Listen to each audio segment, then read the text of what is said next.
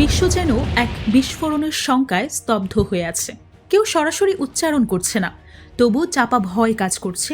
যুক্তরাষ্ট্র কি ইরানের বিরুদ্ধে পারমাণবিক অস্ত্র প্রয়োগ করবে? আর যদি তা করে, তবে তার ফলাফল কি হতে পারে?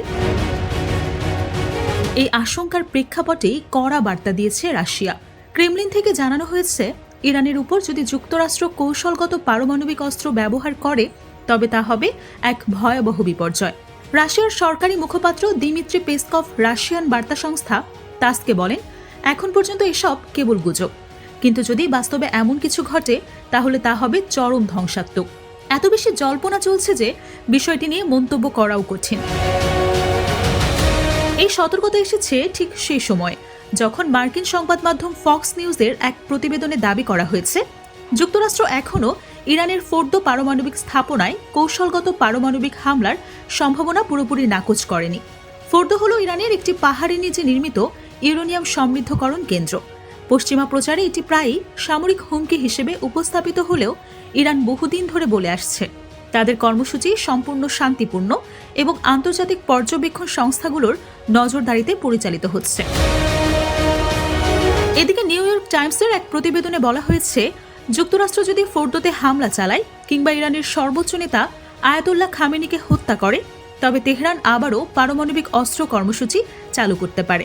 যদিও ওই একই প্রতিবেদনে বলা হয়েছে, ইরান এখনও এমন কোনো সিদ্ধান্ত নেয়নি এবং পারমাণবিক অস্ত্র তৈরির কার্যক্রমের কোনো প্রমাণও পাওয়া যায়নি। মার্কিন গোয়েন্দা সংস্থাগুলোর মতে, ইরান এখনও পারমাণবিক অস্ত্র বানানোর পথে হাঁটেনি।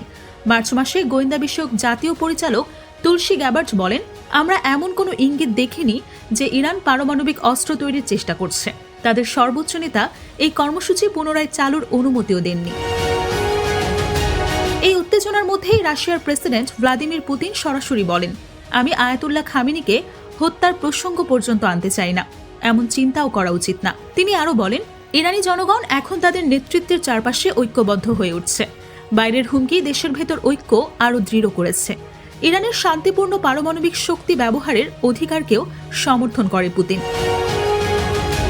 পুতিন আরও জানান, ইরান রাশিয়ার কাছে সামরিক সহায়তা চায়নি এবং তাদের সম্পর্ক এখনও সামরিক জোটের রূপ নেয়নি। তবে ইরানের বেসামরিক পারমাণবিক চাহিদা পূরণে রাশিয়া সাহায্য করতে প্রস্তুত, যা শান্তির বার্তা হিসেবেই বিবেচিত। এইসব মত অমতের মধ্যেই থমকে আছে মধ্যপ্রাচ্য। টাইম ম্যাগাজিনের ভাষায়, বিশ্ব এখন এক ভয়ঙ্কর পারমাণবিক বিপর্যয়ের মাত্র মিলিমিটার দূরে দাঁড়িয়ে আছে।